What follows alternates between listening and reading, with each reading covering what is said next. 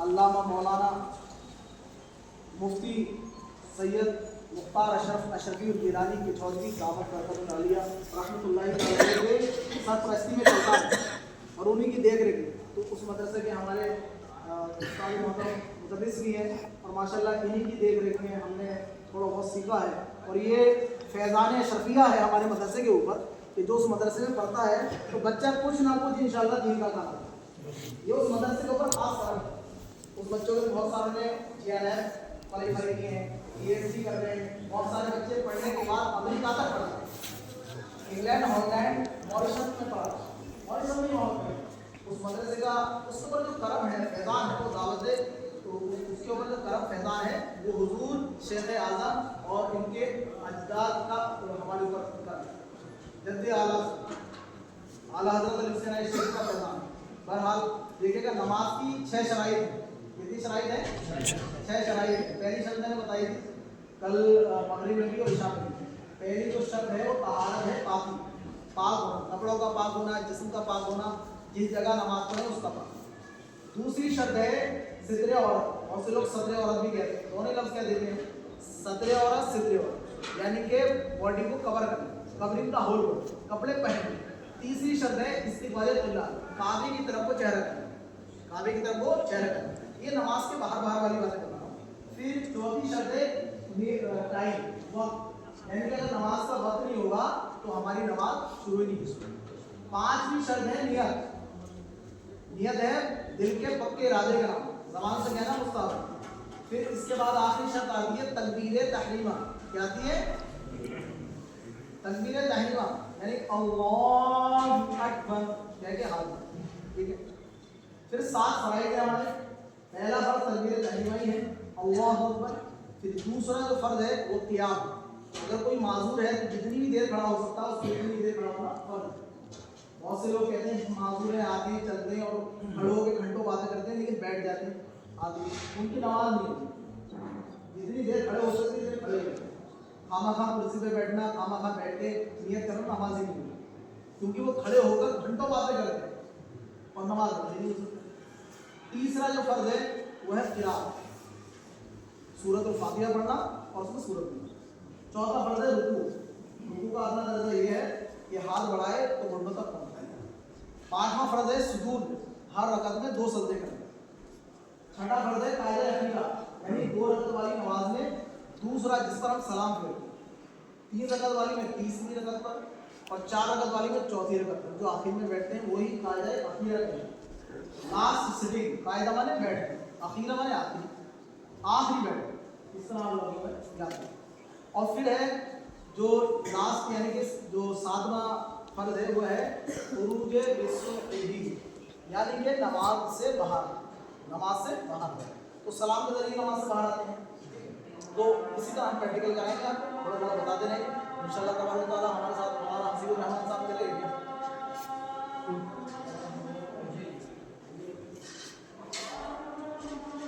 ہم لوگ سب بنا ہے الگ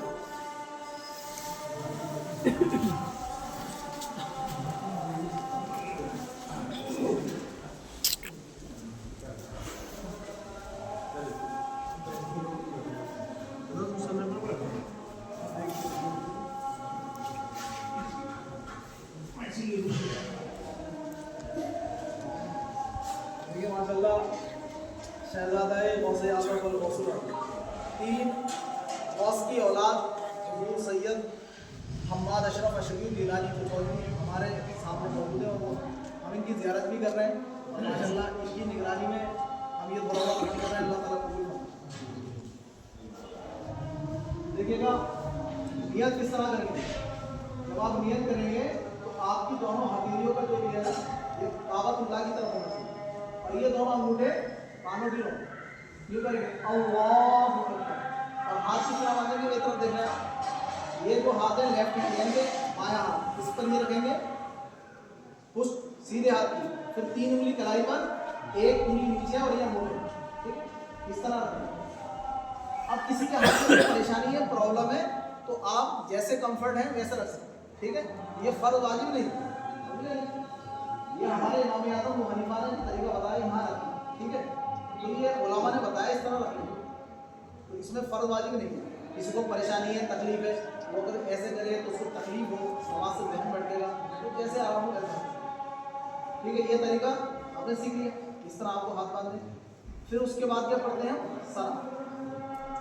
ثنا کے بعد آپ کو اعوذ بسم اللہ پڑھنی ہے, کچھ اور نہیں پڑھنا. اس کے بعد سورۃ الفاتحہ. سورۃ الفاتحہ کے بعد آہستہ سے آمین کہنا ہے اور بسم اللہ پڑھنی ہے. بسم اللہ کے علاوہ کچھ نہیں پڑھنا, اتنا سطح ہے وہ.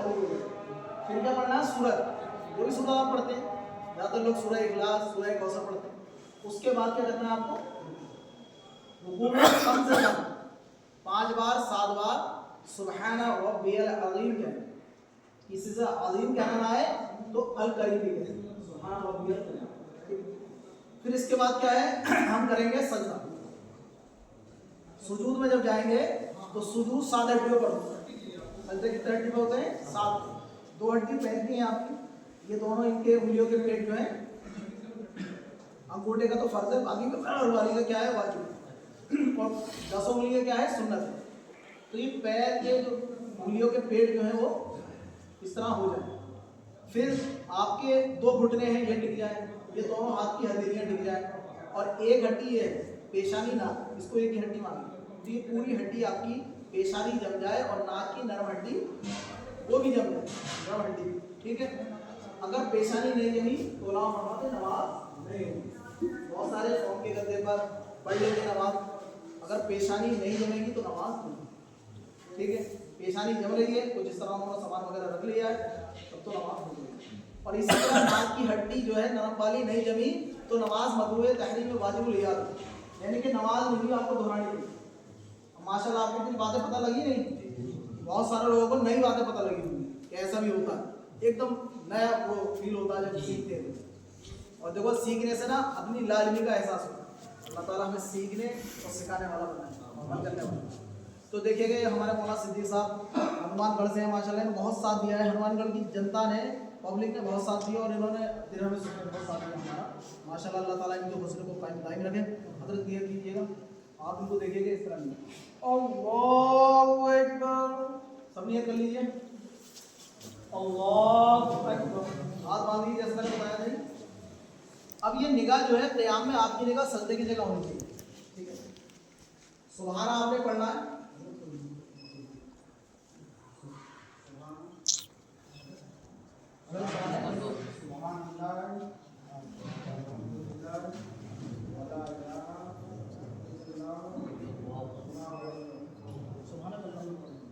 سبحانك اللهم وبحمدك وتبارك اسمك وتعالى جدك ولا إله غيرك. أعوذ بالله من الشيطان الرجيم. بسم الله الرحمن الرحيم. الحمد لله رب العالمين. الرحمن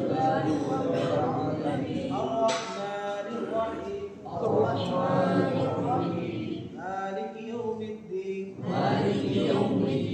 إياك نعبد وإياك نستعين. اهدنا الصراط المستقيم. صراط الذين أنعمت عليهم غير المغضوب عليهم ولا الضالين.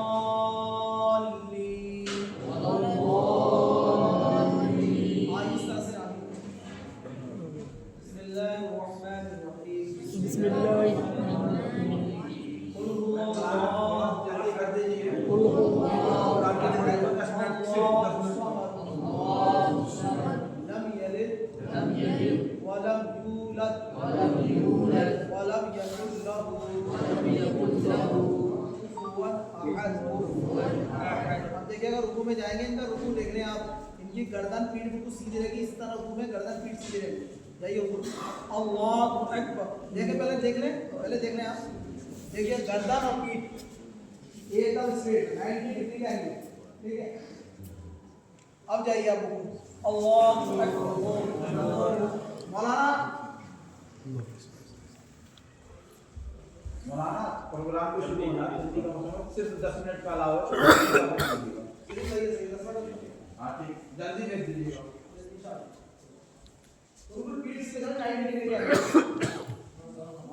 اور کیا پڑھیں گے؟ تسبیح ہے رکوع میں پڑھا تھا سبحان ربی العظیم سبحان ربی العظیم سبحان ربی العظیم سبحان ربی العظیم سبحان ربی العظیم سبحان ربی العظیم سبحان ربی العظیم سبحان ربی العظیم سبحان ربی العظیم سبحان ربی العظیم میں جو لکھا ہے نا وہ کتابوں میں آیا ہے کہ پیر کی پشتر ہے نا اس کا لیکن آپ نے لکھا اس کی پرابلم میں نے بتا دیا کیونکہ فرض والی نہیں ہے کہیں بھی اگر لگا پڑ جائے تو اچھی کوئی بات نہیں لیکن بہتر یہ ہے کہ آپ کی نگاہ آپ کے پیروں کی پشتر رہنی چاہیے ٹھیک ہے پیروں کو کچھ سمجھتے ہیں نا ہاں ٹھیک ہے ماشاء اللہ اب یہ سمیع اللہ لمن حمیدہ کہیں گے آپ کہیں گے ربنا ولک الحمد سمیع اللہ لمن حمیدہ ربنا ولک الحمد ہم سجدے میں جا رہے ہیں پہلے سجدہ کر دیکھیں پھر آپ جائیں اللہ اکبر دیکھیے گا انگلیاں کے ساتھ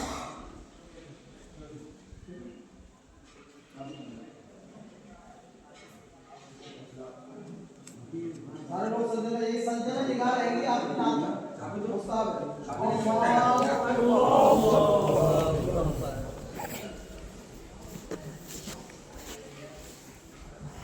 اور ہاتھوں میں اتنا سجدہ کریں اور انگلیوں کا جو سرا ہے نا وہ کعبۃ اللہ کی طرف ہی رہے اور پیچھے کی جو آپ کے پیر کی انگلیاں ہیں ان کا پیٹ